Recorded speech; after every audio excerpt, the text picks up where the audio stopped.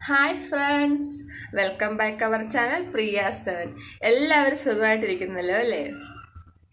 കഴിഞ്ഞ വീഡിയോയിൽ നമ്മൾ അലോവേര ജെല്ലിന്റെ യൂസസ് എന്തൊക്കെയാണെന്ന് നോക്കിയത്. അതായത് ഹെയറിലെ സ്കിന്നിലൊക്കെ ഏതൊക്കെ രീതിയിൽ അലോവേര ജെല്ല് യൂസ് ചെയ്യാമെന്ന് നോക്കിയിരുന്നു. എന്നാൽ അത് എങ്ങനെയാണ് സിമ്പിളായിട്ട് നമുക്ക് വീട്ടിൽ തന്നെ അലോവേര ജെല്ല് പ്രിപ്പയർ ചെയ്തെടുക്കാമെന്ന് നോക്കാം. നമ്മുടെ വീട്ടിലൊക്കെ വളരെ സുലഭമായി കാണുന്നൊരു സാധനമാണ് കറ്റാർവാഴ അല്ലേ? ഒരുമാതിരിപ്പെട്ട എല്ലാവരുടെയും വീട്ടിലും കറ്റാർവാഴയുണ്ട്. ഇല്ലെങ്കിൽ തന്നെ നേഴ്സറികളിലും അതുപോലെ തന്നെ ഈ അങ്ങാടിക്കടകളിലൊക്കെ വാങ്ങാൻ കിട്ടും ഈ കറ്റാർവാഴ. അതിന്റെ ചെറിയൊരു തൈ കൊണ്ട് നമ്മൾ വീട്ടിൽ വെച്ചാൽ മതി, അത് വേഗം തന്നെ പിടിച്ചു കിട്ടും. എങ്ങനെയാണ് വളരെ സിമ്പിളായിട്ട് കറ്റാർവാഴയുടെ ജെല്ല് വീട്ടിൽ തന്നെ ഉണ്ടാക്കിയെടുക്കാമെന്ന് നോക്കാം. അതിനു മുമ്പ് നമ്മുടെ ചാനൽ ആദ്യമായിട്ട് ആരെങ്കിലും കാണുന്നുണ്ടെങ്കിൽ ഈ കുഞ്ഞു ഫാമിലിയിലേക്ക് സ്വാഗതം.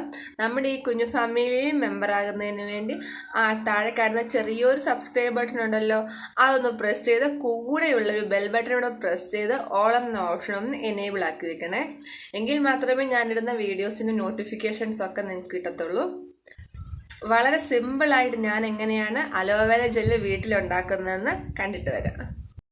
നാച്ചുറൽ അലോവേര ജെല്ല് ഉണ്ടാക്കാനായിട്ട് ഞാൻ ഈ ഒരു അലോവേരയിൽ നിന്നാണ് ലീഫ് ഒടിക്കാൻ പോകുന്നത്. നോക്കി, നട്ടുവശം നല്ല രീതിയിൽ തന്നെ ഉണ്ടായി വരുന്നൊരു സാധനമാണ് ഈ കറ്റാർവാഴ എന്ന് പറയുന്നത്. ഒരുപാട് കെയർ ഒന്നും കൊടുക്കേണ്ട കാര്യമൊന്നുമില്ല.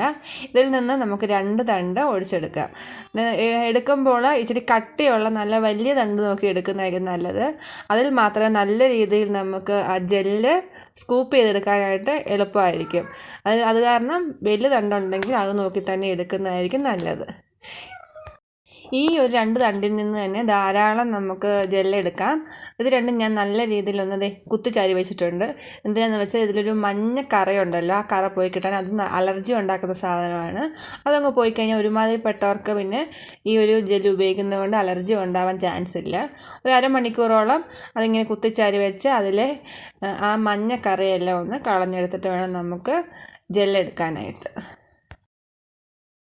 ഏകദേശം ഒരു അരമണിക്കൂർ ഞാൻ ഈ ഇല അവിടെ എങ്ങനെ കുത്തിച്ചാരി വെച്ചിരുന്നു. അതിനകത്തെ ആ മഞ്ഞ ആ കറയെല്ലാം പോയിട്ടുണ്ട്. ഇനി ഇത് വലിയ പ്രശ്നമൊന്നും ഉണ്ടാകത്തില്ല, അലർജീസ് ഒന്നും ഉണ്ടാകാൻ ചാൻസ് ഇല്ല. ഇതിന് ചെറിയ ചെറിയ കഷ്ണങ്ങളാക്കി ഒന്ന് മുറിക്കാൻ കഴുകിയിട്ടുണ്ട്. ഇതിന് ചെറിയ ചെറിയ കഷ്ണങ്ങളാക്കി ഒന്ന് മുറിച്ചിട്ട് അതിന് 2 സൈഡിലും മുള്ളുണ്ടല്ലോ, ആ മുള്ളങ്ങ് ചെത്തിക്കളയാം.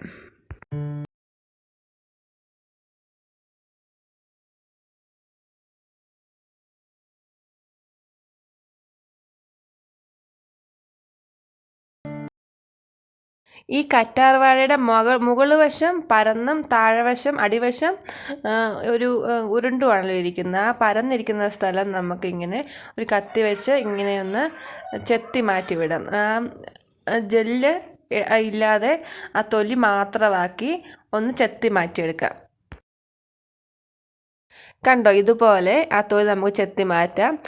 ജെല്ല് മൊത്തം ഈ നമ്മുടെ കയ്യിലിരിക്കുന്ന ഈ പീസിലുണ്ട്. അതുപോലെ എല്ലാ പീസസും നമുക്ക് ചെത്തി മുകളിലത്തെ ആ തൊലി ചെത്തി മാറ്റി എടുക്കാം.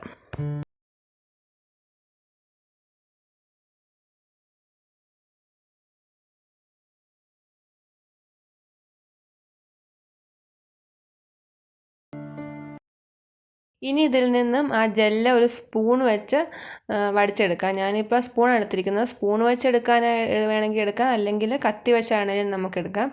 എനിക്ക് എളുപ്പമായിട്ട് തോന്നിയത് സ്പൂണാണ്. ഇതൊരു വഴുവഴുപ്പുള്ള സാധനം ആയതുകൊണ്ട് തന്നെ കൈ പിടിക്കുമ്പോൾ അത്രയ്ക്ക് അങ്ങോട്ടങ്ങ് നിൽക്കുന്നില്ല, തെന്നി പോവാണ്. എങ്കിലും സ്പൂൺ വെച്ചെടുക്കുന്നതാണ് ഇച്ചിരിയും കൂടെ എളുപ്പം. നല്ലതുപോലെ കത്തിയും കൊണ്ട് എടുക്കുന്നതിനേക്കാൾ നല്ലതുപോലെ എടുക്കാനായിട്ട് സ്പൂണും കൊണ്ട് എടുക്കുമ്പോൾ പറ്റുന്നുണ്ട്. ഇനി എല്ലാ പീസിൽ നിന്ന് ഇതുപോലെ ആ ജെല്ലൊന്ന് വടിച്ചെടുക്കാവേ.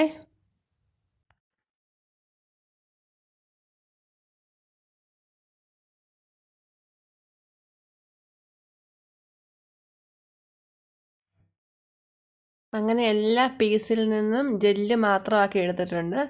ഇതിനി ഒരു മിക്സിയുടെ ജാറിലിട്ട് ഒന്ന് അടിച്ചെടുക്കണം. നല്ലതുപോലെ കട്ടയെല്ലാം മാറ്റി ഒന്ന് അടിച്ചെടുക്കുകയാണ് വേണ്ടത്. മിക്സിയുടെ ജാറിലിട്ട് ഞാൻ ഒന്ന് അടിച്ചെടുക്കുന്നുണ്ട്. അടിച്ച് കഴിയുമ്പോഴത്തേക്കും ഇതുപോലെ പതഞ്ഞ് കിട്ടും. ഇങ്ങനെയാണ് നമുക്കിത് കിട്ടുന്നത്. മിക്സിയിൽ അടിച്ച് കഴിയുമ്പോൾ ഇതിലേക്ക് ഇനി ചേർക്കാൻ പോകുന്ന 2 വൈറ്റമിൻ സിയുടെ ക്യാപ്സ്യൂളാണ്. 2 ചേർത്ത് കൊടുക്കുക. ഇത്രയും ഉണ്ടല്ലോ, ഇത്രയും ക്വാണ്ടിറ്റി ഉള്ളതുകൊണ്ട് 2 വൈറ്റമിൻ സിയുടെ ക്യാപ്സ്യൂൾ ചേർത്ത് കൊടുക്കുന്നുണ്ട്. ഈ വൈറ്റമിൻ സി എല്ലാവർക്കും അറിയാമല്ലോ, എല്ലാ മെഡിക്കൽ സ്റ്റോറിലും കിട്ടും. വളരെ ചീപ്പായിട്ടുള്ള റേറ്റേ ഉള്ളൂ, നമുക്ക് വാങ്ങാവുന്നതേ ഉള്ളൂ. ഇത് 2 ഞാൻ പൊട്ടിച്ച് ഇതിൽ ഒഴിച്ച് കൊടുക്കുന്നുണ്ട്. 2 ഒഴിച്ച് കൊടുത്തിട്ട് നന്നായിട്ടൊന്ന് മിക്സ് ചെയ്തെടുക്കുന്നുണ്ട്. ഈ വൈറ്റമിൻ സി എന്തിനാണ് ചേർത്ത് കൊടുക്കുന്നത്?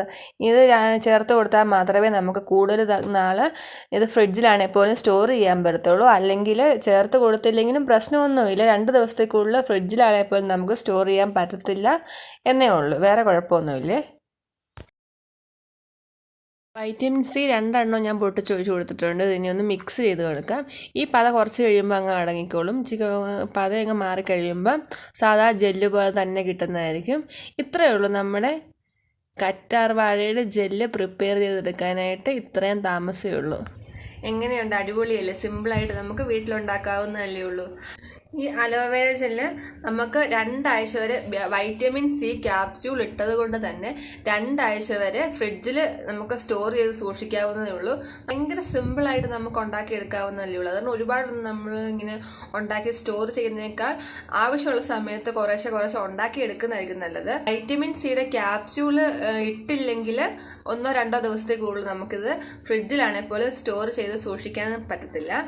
നമ്മൾ വാങ്ങുന്ന അലോവേര ജെല്ലിൽ വെച്ച് കമ്പയർ ചെയ്യുമ്പം ഇത് നമ്മൾ അരമണിക്കൂറൊക്കെ ഈ ലീഫ് വെളിയിൽ വെച്ച് അതിലുള്ള മഞ്ഞക്കറയൊക്കെ കളഞ്ഞിട്ടാണ് ഈ ഒരു നാച്ചുറൽ അലോവേര ജെല്ല് ഉണ്ടാക്കുന്നെങ്കിൽ പോലും ചിലർക്കൊക്കെ ഈ ഒരു അലോവേര ജെല്ല് യൂസ് ചെയ്യുന്നത് കൊണ്ട് സ്കിന്നിൽ ചെറിയ ഇറിറ്റേഷനൊക്കെ ഉണ്ടാകാൻ ചാൻസ് ഉണ്ട്. സെൻസിറ്റീവ് ആയിട്ടുള്ള സ്കിന്നുള്ളവർ, അതുപോലെ തന്നെ നാച്ചുറൽ അലോവേര യൂസ് ചെയ്യുന്നത് കൊണ്ട് എന്തെങ്കിലും സ്കിന്നിൽ പ്രശ്നങ്ങൾ ഉണ്ടാകുന്നവർ, അതൊന്നും ഈ ഒരു ജെല്ല് യൂസ് ചെയ്യാതിരിക്കുന്നതായിരിക്കും നല്ലത്. അതുപോലെ തന്നെ ഇതിൻ്റെ സ്മെല്ല് നമ്മൾ കടയിൽ നിന്നും വാങ്ങുന്ന അലോവേര ജെല്ലിന്റെ മണമേ അല്ല ഇതിന്. കടയിൽ നിന്ന് വാങ്ങുമ്പോൾ അതിന് നല്ലൊരു സ്മെല്ലായിരിക്കും അല്ലേ. എങ്കിൽ നമ്മൾ ഇത് നാച്ചുറൽ ആയിട്ടാണ് ഉണ്ടാക്കിയിരിക്കുന്നത്, അതുകൊണ്ട് അതിന്റെ സ്മെല്ലും ആ രീതിയിലേ കാണുകയുള്ളൂ. ആ ഒരു കറ്റാർവാഴ ചെടിയുടെ ആ പച്ചമണം തന്നെയായിരിക്കും നമ്മുടെ ജെല്ലിനും ഉണ്ടാകുക. ഈ പ്രശ്നങ്ങളൊന്നും ഇല്ലാത്തവർക്ക് മസ്റ്റായിട്ട് ഒന്ന് ട്രൈ ചെയ്ത് നോക്കാവുന്നത് തന്നെയാണ് നമ്മുടെ ഈ കറ്റാർവാഴ ജെല്ല്. ഒരു ഫേസ് പാക്ക് ഒക്കെ അപ്ലൈ ചെയ്യുമ്പോഴത്തേക്കിനും കടയിൽ നിന്ന് വാങ്ങുന്ന ഈ അലോവേര ജെല്ലിന് എന്താന്ന് പറഞ്ഞാലും കുറേയൊക്കെ കെമിക്കൽസ് കാണും അല്ലേ.